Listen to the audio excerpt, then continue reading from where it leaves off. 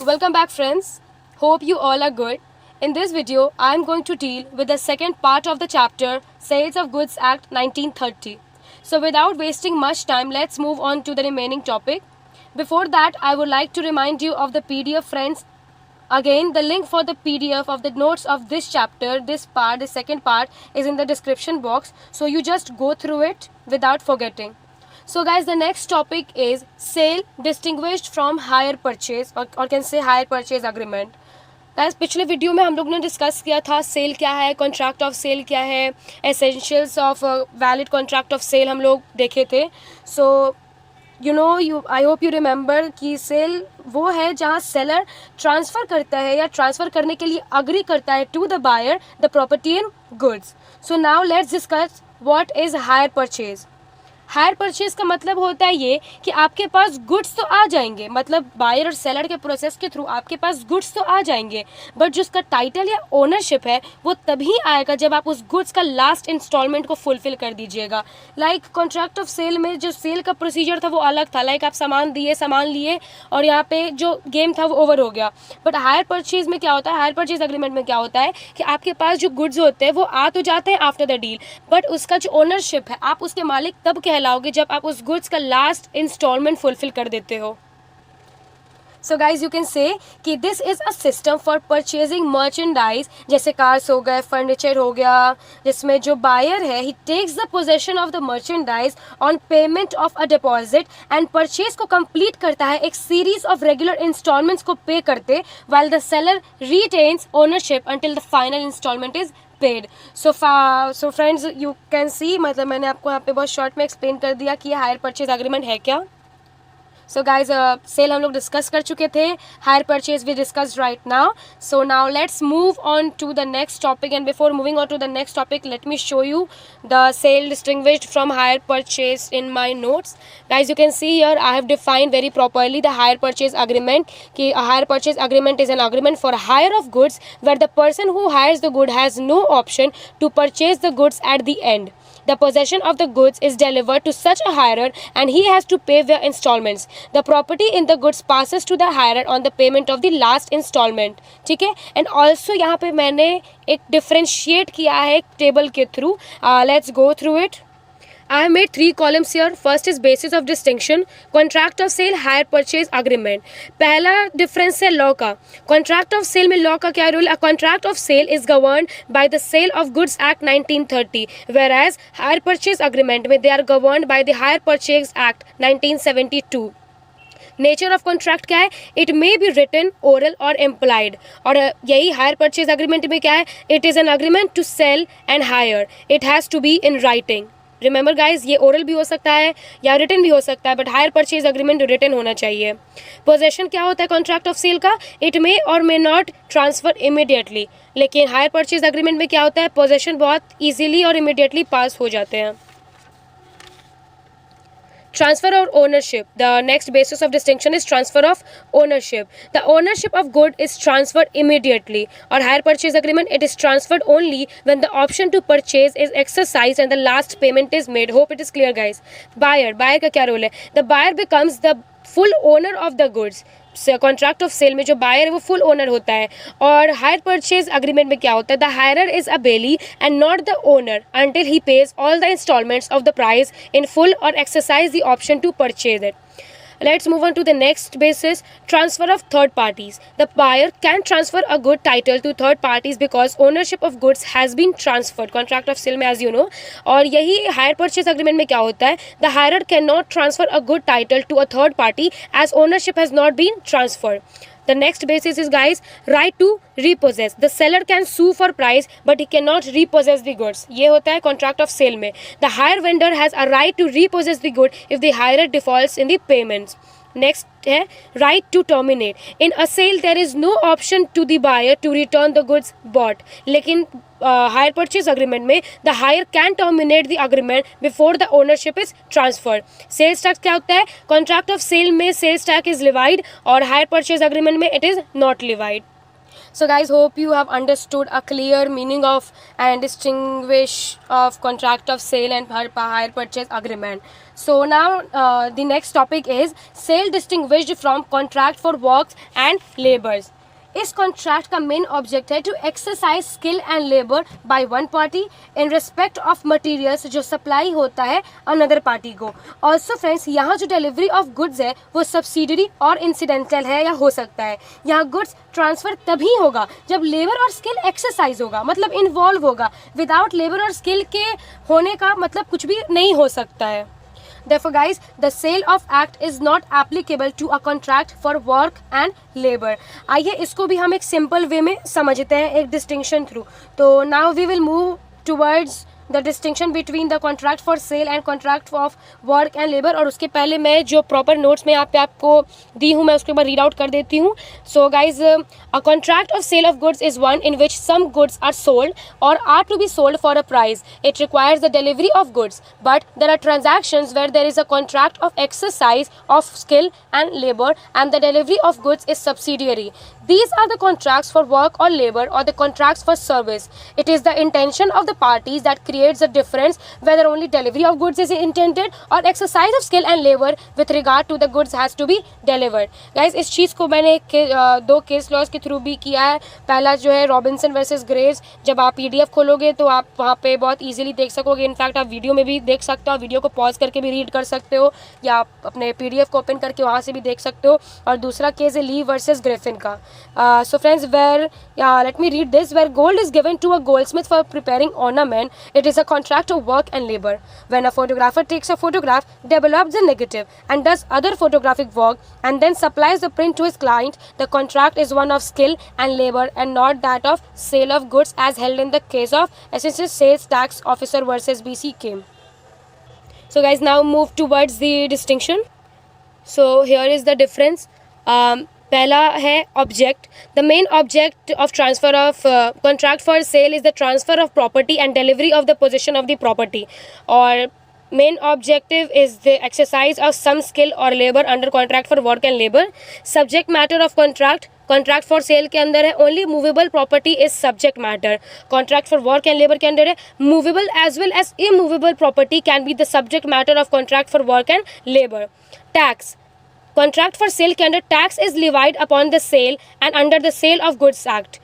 Contract for work and labor के अंदर tax is levied upon the goods excluding the labor. Example, sale of cars etc. under contract for sale and painting and carpentry etc. under the contract for work and labor. So guys, hope you have understood the distinction between contract of sale and between the work and labor. So now move to the next topic, that is the subject matter of the contract of sale, जिसको हम लोग जानते हैं कि subject matter of contract of sale किसको कहते हैं, goods को. हम लोग ऑलरेडी देख चुके हैं प्रीवियस वीडियो में व्हाट गुड इज़ एंड हम लोग जानते हैं कि it is one of the essential element of valid contract of sale. So चलिए एक बार फिर से डिस्कस कर देते हैं अबाउट दी गुड्स. ये जो एक्ट है this defines the term goods in its section 2 subsection 7 as all types of movable property. Now let's further discuss types of goods. जो गाइज ये जो गुड्स है ये 3 पार्ट्स में डिवाइडेड है और उसके सब डिविजन्स भी है. उसका 3 पार्ट्स है, जैसे let me tell you before moving towards the notes. उसका 3 पार्ट्स है existing goods, number 2 is future goods and number 3 is contingent goods. This existing goods is further divided into 2 parts, specific and uncertain. Sorry, it's actually unascertain. Before telling about these two, let me tell what existing goods are. Existing goods ये वो goods है जो identify and agree किया जाता है at the time of making contract of sale. अब हम बताएंगे कि एग्जिस्टिंग गुड्स के अंदर जो 2 और गुड्स है, specific and unascertained. Specific goods are such goods as are in existence at the time of the contract of sale, that is those owned or possessed by the seller under section 6. Unascertained goods ये वो goods है which are not specifically identified by the buyer but are contracted on the basis of description. So hope you understand the meaning of existing and the subdivision of existing, specific and unascertained. Let's move towards the other goods जिसको हम लोग कहते हैं future goods.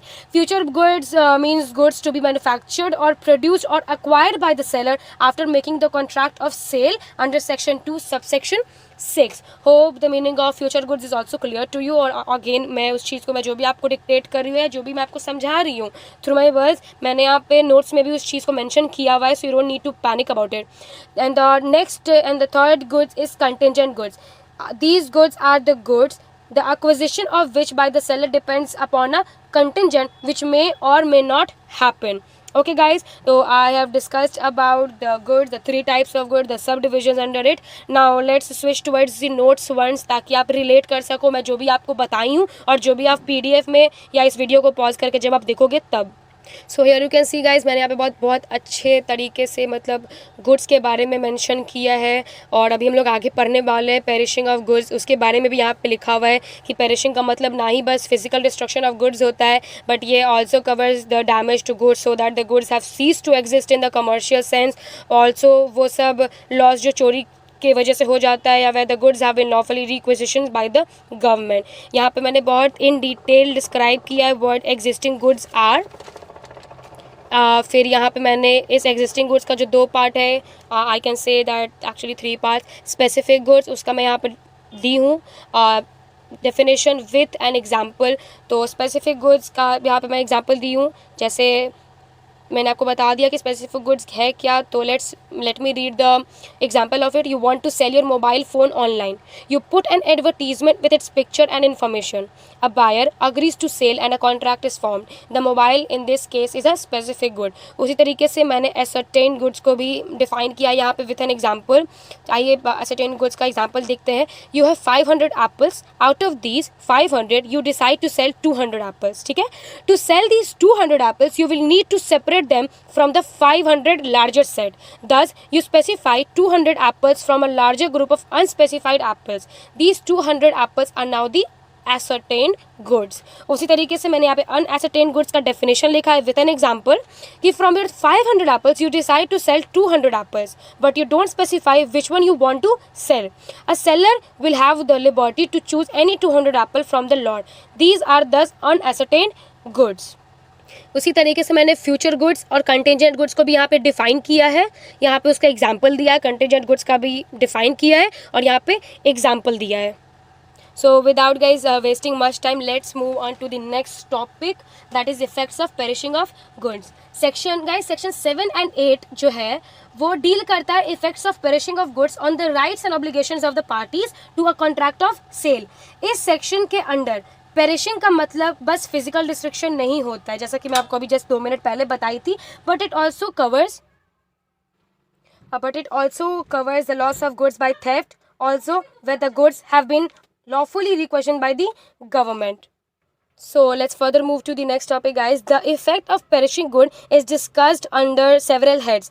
I guess 2 heads are there. पहला is the perishing of goods at or before making of the contract. इसके under 2 और सब heads है. पहला in case of perishing of the whole of the goods, दूसरा in case of perishing of only a part of the goods. So guys जो कि यहाँ पे बहुत clearly visible है, you can just pause the video and just read the content once. So as I won't take your much time, आप ये चीज़ कर लो because reading and dictating will be equal and along with that I have also given you the PDF जिसमें आपको problem नहीं होगा. तो जो perishing of goods at और before making of the contract जो है वो दो पार्ट्स में डिवाइडेड है. और उसके बाद जो दूसरा इफेक्ट है वो है perishing of goods before sale but after agreement to cell. यहाँ पे मैंने इंटायर पॉइंट्स को बहुत क्लियरली डिफाइन किया है. So perishing of goods before sale but after agreement to cell, यहाँ पे इसका पूरा कंप्लीट डेफिनेशन है, मतलब वो क्या मीन करता है. उसके बाद मतलब आप देख सकते हो कि ये थोड़ा सा लंबा है. And the best part of the video and the notes is that guys I am providing you example of each and every heading. ठीक है, मतलब जो भी हेडिंग हम लोग पढ़ रहे हैं, चाहे सेल या हायर परचेज या contract for work and labour हो गया, उसका मैं आपको एक सूटेबल एग्जाम्पल के साथ दे रही हूँ. इफेक्ट्स ऑफ पेरिशिंग गुड्स जो है वो फ्यूचर गुड्स के साथ भी होता है. ठीक है, तो यहाँ पे आप देख सकते हैं कि यहाँ पे मैंने इसको भी डिफाइन कर दिया है with an example, with a case study so you can very easily relate to it. So the next topic for today's video is the price. As we know again that पिछले video में भी हम लोग इस topic को cover किए थे as an essential element of that valid contract for sale. So let's discuss ये जो गाइस जो प्राइस है वो बहुत ही बड़ा एसेंशियल है for sale of goods section 9 and 10. और इसके जो है 5 मोड्स और एसेटलमेंट ऑफ प्राइस है जो प्रोवाइड करता है. ठीक है, सो लेट्स डिस्कस अबाउट इट. तो पहला है कि प्राइस जो है वो एक्सप्रेसली स्टेट होता है इन कॉन्ट्रैक्ट. यहाँ दो पार्टी कोई भी प्राइस फिक्स कर सकता है. जो प्राइस जो है ये एक्सप्रेसली स्टेट होता है पहला, और यहाँ कोई भी दो पार्टी प्राइस को फिक्स कर सकता है एक दूसरे के म्यूचुअल कंटेंट के साथ. इसका दूसरा मोड जो है प्राइस जो है वो फिक्स भी हो सकता है प्रोवाइडेड बाय द कॉन्ट्रैक्ट. तीसरा पॉइंट जो है प्राइस डिटरमिन हो सकता है by course of dealings between the parties. चौथा जो है the buyers shall pay to the seller a reasonable price. और पांचवा जो है price may be determine by valuation of a third party. Let's go through it in short detail. यहाँ पे आप देख सकते हो प्राइस का मैंने यहाँ पे डेफिनेशन लिखा है. The money consideration for sale of goods is known as the price under section 2 subsection 10. The price is essential element in every contract of sale of good that is no valid sale can take place without a price. A very important line. ठीक है, the price should be paid or promised to be paid in legal tender unless otherwise agreed. It may B paid in the form of a cheque, hundi, deposit, etc. For it is not the mode of payment of a price but the agreement to pay a price in money that is requisite to constitute a valid contract of sale. Now you can see here कि मैंने आप modes of fixing the price लिखा है. पहला अभी मैं बताई भी आपको, दोबारा बता रही हूँ. It may be expressly fixed by the contract itself. Again I have just defined this. और यहाँ पे एक एग्जाम्पल प्रोवाइड किया है. तो पहले पॉइंट का एग्जाम्पल आप देख लो. Where A agrees to sell his cow to be for ₹5,000 if the cow gives 10 kg milk every day but for ₹100 only if it fails to do so there is a wagering agreement void ab initio.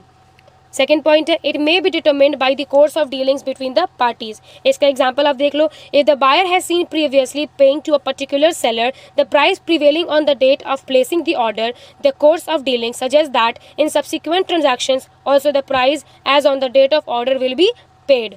Now let's move to the third point. Third point जो कहता है it may be fixed in accordings with an agreed manner provided by the contract. यहाँ पे मैंने इसको define कर दिया है. Hence we can say if no price is fixed then the contract is not void for uncertainty because in that case law usually allows market price prevailing on the date of the supply of goods as the price bargain for. And the चौथा point जो है ये बहुत ही ज़्यादा clear way में लिखा हुआ है. If the price is not capable of being determined in accordance with any of the above modes the buyer is bound to pay the seller a reasonable price. Which means कि अगर जो कोई price है वो determine होने के capable नहीं है according to the above mode, तब जो द बायर है he has to be bound to pay to the seller. जो सेलर है, जो बायर है, उसको बायर को सेलर को एक रीजनेबल प्राइस देना पड़ेगा. So with this guys we complete the second part of the video where we discussed about sale distinguished from hire purchase, sale distinguished for contract for work and labor, goods जो subject matter of contract of sale है, effects of perishing of goods and the price. So guys, hope this video was very useful to you and आपको अगर कोई भी problem हुआ हो तो just comment me in the comment box. If any suggestions also you can give me there. And again to remind you, मैंने PDF description box में डाल दिया है, so you can go there. अगर वीडियो को देखने समझ में प्रॉब्लम हुआ होगा तो hopefully you will be able to relate the PDF with the video and easily understand what these topics are saying. So with this I conclude. Thank you so much for watching the video. Do like, share and subscribe my channel and help me help you out more in a more effective manner. Thank you friends to watch this. Love you.